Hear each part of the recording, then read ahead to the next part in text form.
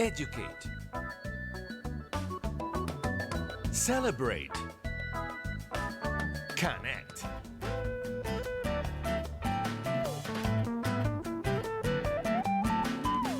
Arizona Hispanic Connection. Welcome to AARP, Arizona Hispanic Connection. We have a very good show today. The topic is democracy, the Electoral College, and Arizona's primary. Again, democracy, the Electoral College, and the Arizona's primary. We have two special guests today. Before I introduce them, let me remind you that all our shows are Facebook Live. So if you go to AARP, Arizona Hispanic Connection on Facebook, you will be able to watch the show live. Or if you miss it live, you can always go back. There's a video will remain on the page for as long as I want it to. I could delete it if I want to, but I am not going to. So feel free to go back. Also, during the month of February, we show a free movie by Salma Hayek. During the month of March, we're going to be showing Dr. Pete Demas's documentary, Arizona's Mexican Heritage #2. The creation or the creating Arizona. You can get all the information on our Facebook page at AARP Arizona Hispanic Connection. 3 sites, Peoria, Phoenix, and Tempe. Please visit the page, find the link, register, and join us. All right. I will now introduce our special guest for the program today, just making sure the video seems to be working fine, and I believe the audio as well.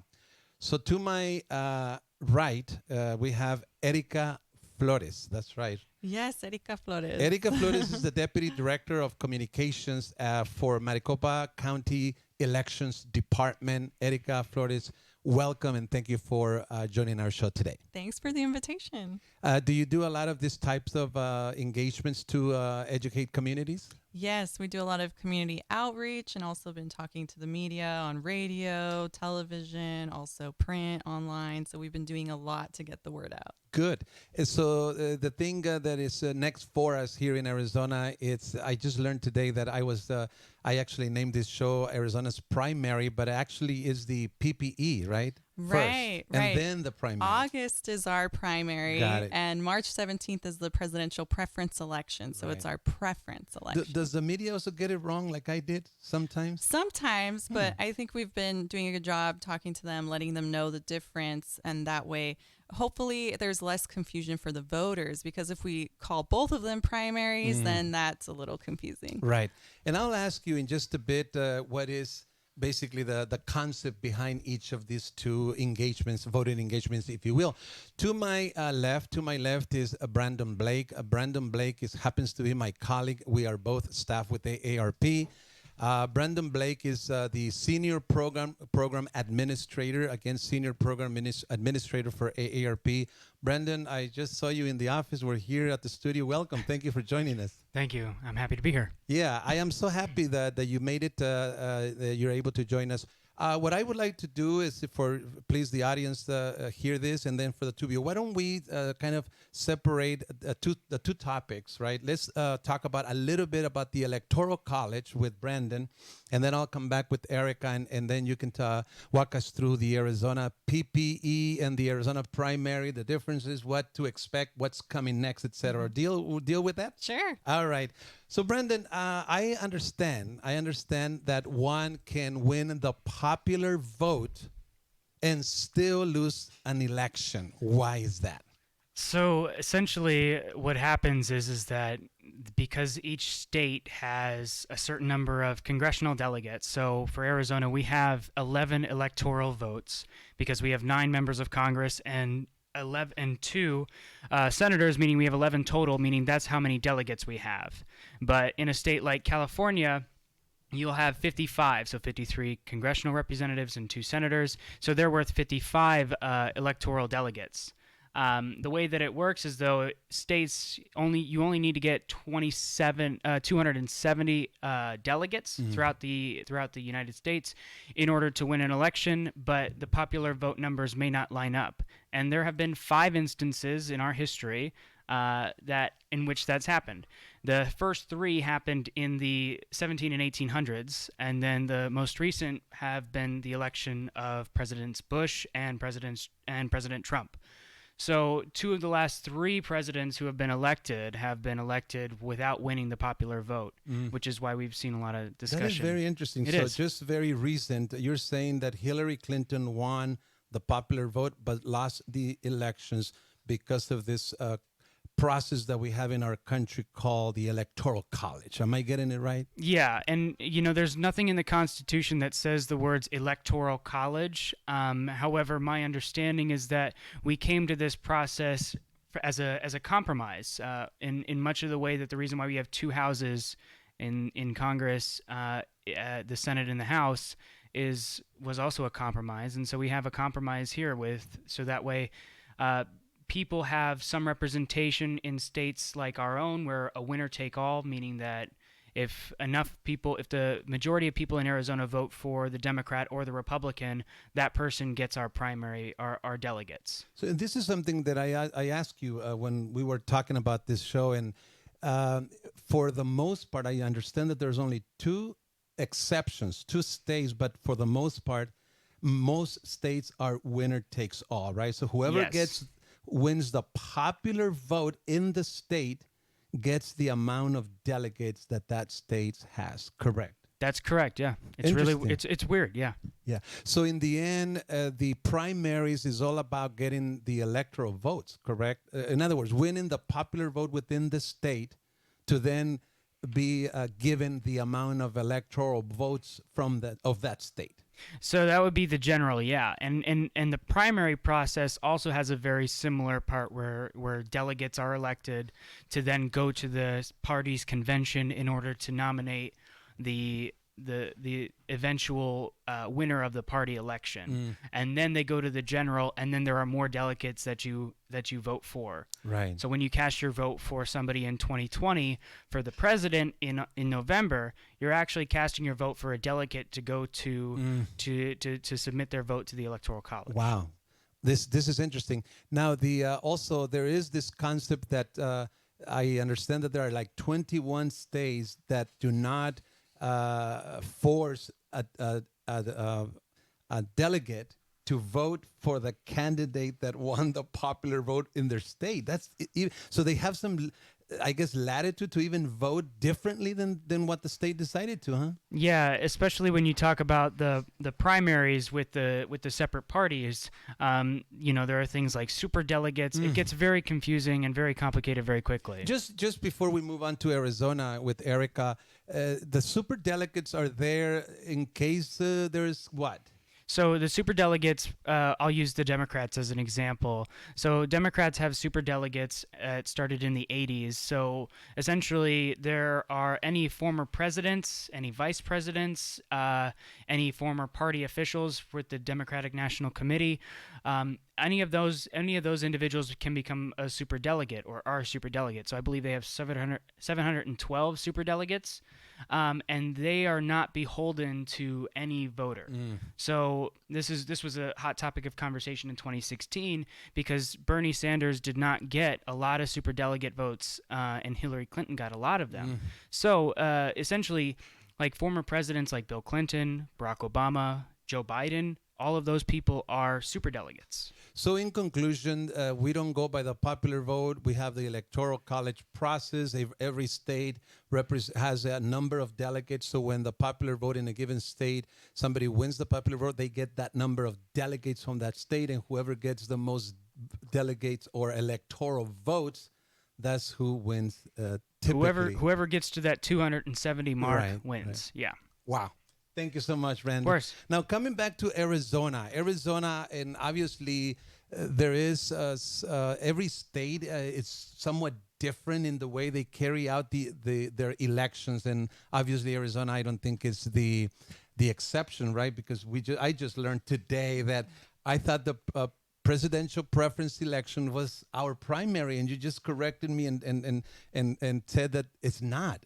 So why don't we start with that, Erika, if you don't mind explaining dates and then what the difference of the two are, if you don't mind. So your presidential preference election this year, it's for registered Democrats because it's the Democratic presidential preference election. The Republicans, the Libertarians, they opted out of having a presidential preference. Okay. And by law, independents are not eligible to vote for this election. So it's called a preference because you are casting your vote for who you would prefer to be on the ballot in November. And on this ballot, you'll only see the Democratic presidential candidates and nothing else. I see. So then in August, for the primary, that's where you will see the rest of the candidates. So, for example, your senators, that's where you would cast your ballot for the primary. So is it correct to say that, that in our state, if somebody is registered independent, if they want to get the ballot, they can register for that party temporarily, so to speak. So that applies to what? To the PPE or to the primary? To the presidential preference election. Interesting. Because in August, that's an open primary. So Okay. anybody would I be get able it. to vote Makes without sense. having to Of switch course. their party. Of But course. for the presidential preference election, the registration deadline has passed. That was back in February. So for independents listening now, it's too late for them to be able to switch parties. If the Republican Party wanted to have a PPE, presidential preference election, they could have had, or Yes, they could have had. if there were candidates that were going to challenge the current president. If the Republican Party decided they wanted to have one and have candidates on the ballot to challenge the current president. Okay, so if anybody who is listening to us, what is happening on the 17th of this month, March 17th? So on March 17th, that's the Democratic presidential preference election. So registered Democrats have their opportunity to cast the ballot to say who they would prefer to see on the ballot in November to go up against our president, our current president. Right. So an independent, the deadline for them to make a move to also participate in the PPE is It already passed. So, right. so right. whoever's not a registered as a registered Democrat, they will not be able to participate in PPE. Correct. Oh, yes. I'm getting it. Yeah, That's good. correct. Okay, But- go and ahead. we have another deadline coming up for registered Democrats that want to have a mail-in ballot, so an early ballot. That is in a couple of days. So March 6th is the deadline. If you would like to vote early and have a mail-in ballot, you would need to call our number 602-506-1511 to request an early ballot so that you could... You can still then vote by mail. Yes, you can Say still... the date, would you mind again? So if you're a registered Democrat and you'd like to vote by mail, you can still do so. The deadline to request for an early ballot is March 6th. And can be done by phone, I suppose. At this point, might be the only way. You can do it by phone. You can also send an email. Oh. So Where can they go, or what phone number would you give the audience if they wanted to do that, or a website or something? So the phone number is 602-506-1511. 602-506-1511. How about online, if somebody wants to go online and send an email? So you can send an email at evreq@risc.maricopa.gov. If they wanted to go and look for that somewhere on a website, is that in the recorder's website? So you can go to maricopa.vote, and then you'll see a button there, request an early ballot. Good. I should have included that on my little frame here. So maricopa.vote.gov. It's just maricopa.vote. Okay. And then you can also that's go easy. to, we have a new website. It's beballotready.vote. And then you can also check and see, maybe you've forgotten how you're registered. So you can go to beballotready.vote. Wow. And you can just put some information on there, like your last 4 digits of your social security number, your last name, your home address number, your date of birth. And then it's all personalized. And you can see what address you're registered to. You can see whether you're registered as a Democrat, Republican, if you don't have a party preference, which is otherwise known as independent. And you can also make changes to, say you've already moved and you haven't updated your information on there. You can update your information. You can also see the polling locations. If you're a registered Democrat and you want to vote in person, you'll see a list of your polling locations and also the vote centers, which is a vote anywhere. So say you work in Phoenix but live in Tempe, so your polling location would be in Tempe by where you live, but it might be more convenient for you to vote in Phoenix. So you'll see the vote center list as well, Right. and that's for anyone who would like to vote in person. I'm gonna. I guess I don't want to put you on the spot, but just working in the department where you vote, and let me get it right, you work for the Maricopa County Elections Department. In the past, we really got, I guess, criticized for the waiting lines, and since Recorder Fontes came on board in the position as the recorder for Maricopa, I personally have heard nothing but good stuff about him. As an insider, what can you tell the audience in terms of the process becoming better? I understand there's even new machines, new equipment. Can you kind of update us on that? Right. So Recorder Fontes worked with the Board of Supervisors to get an investment, $6.1 million to lease new equipment. Okay. So we had equipment there from the 90s, and it worked really well for us for that many years. But as you and I know, if you have, say, a printer for a long time, you might want to update the technology and the equipment. So that's what we ended up doing. The board approved money to be able to update this equipment and modernize our equipment so that the ballots can be counted faster as well. We have new tabulation equipment. Before, we could count about 3,000 ballots per hour. And then with the new equipment, it's 6,000 to 8,000 ballots per hour. More than twice as fast. Right, more than twice as That's fast. great. We also have new accessible voting devices. So there's a touch screen where you can make the print larger. You can plug in headphones. You could hear what's on the ballot. Amazing. You can change the color of the background. Say you see font in white against black better. You can change that. If you have a sip and puff device, you can connect that in. We can use that with you.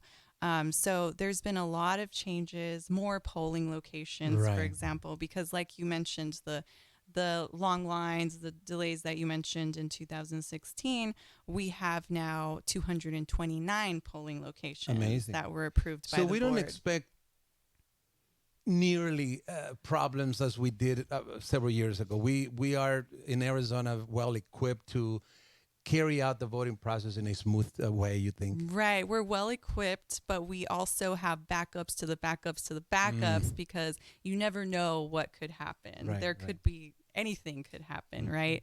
But we've made sure to have processes in place and more, the new technology, the more polling locations, also more staff. We've doubled our full-time staff. We also have a line management clerk that will be at every polling location. So what we had back in 2016, a lot of people thought they had to wait in line if they had a mail-in ballot that they wanted to drop off, but that's not the case. You can just go up to the box and drop it off. You don't have to wait in line. So we have a line management clerk to let them know that.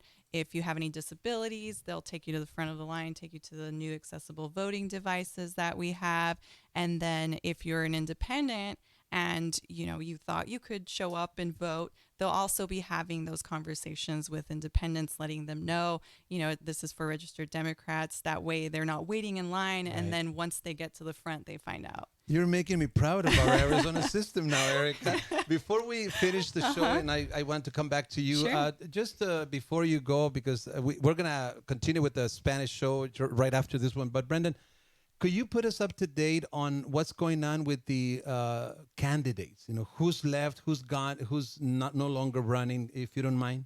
Sure. So we just had recently two people drop out of the race. Both Mayor Pete Buttigieg and Senator Amy Klobuchar both dropped out of the race this past weekend. So by my count, we're down to people who are at least polling in the single digits. We're talking about 5 candidates: former Vice President Biden, Senator Bernie Sanders, Senator Elizabeth Warren, Former Representative Tulsi Gabbard, and also Mayor Mike Bloomberg are the five. They're the five that are big ones that are left. Now, you and I talked a little bit about this off the air. Are they going to be on the ballot for the presidential preference election? My understanding is that all five of them should be. Is that correct, Erika?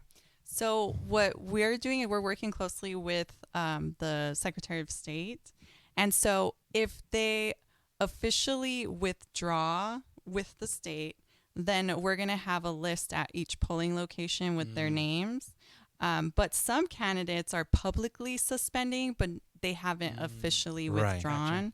And the ballots, this is something that people need to be aware of. The ballots have already been printed. So whoever filed in December, their names are going to be on the ballot. So if they could look at our website, maricopa.vote, we will have a link where they can do their homework before they step into the booth.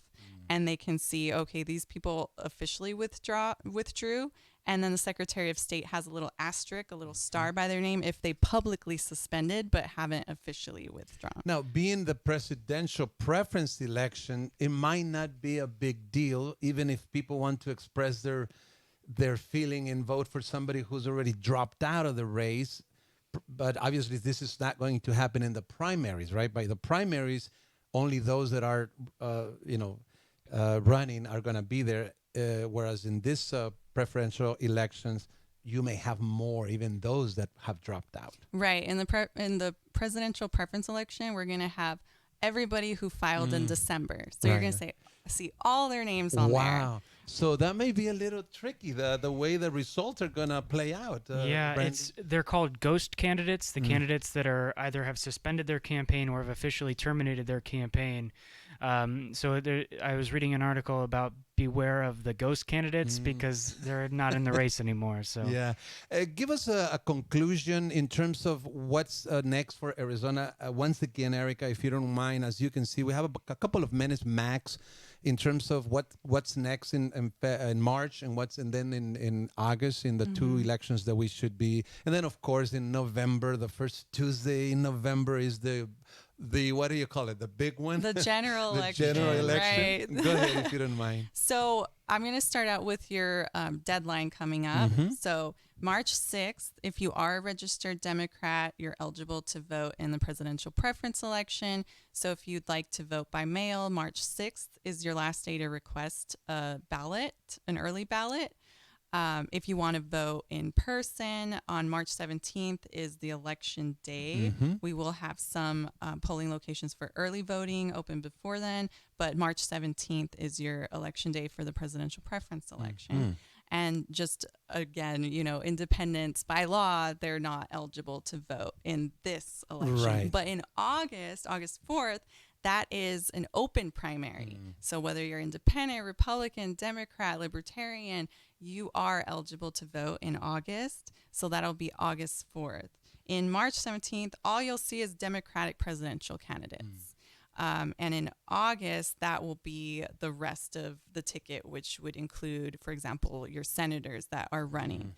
And then November, that's the big general election. Right. So then you'll also see our current president on that ballot, and then also the Democrat candidate against him, as well as the other tickets as well. Those of us who are registered to vote by mail, we shouldn't be worried about the ballots are going to come to our mailboxes automatically, correct? Right. So if you are on the permanent early voting list, you should have already received your ballot. If you didn't, then give us a call, 602-506-1511, because if you haven't received it yet, we need to know by March 6th so that we can send another ballot out to you. Erika Flores, thank you so much for joining us. Thank Brandon you. Blake, I hope that you enjoyed the show today. Stay tuned for the Spanish one. This was AARP, Arizona Hispanic Connection. See you in the next show. Bye-bye.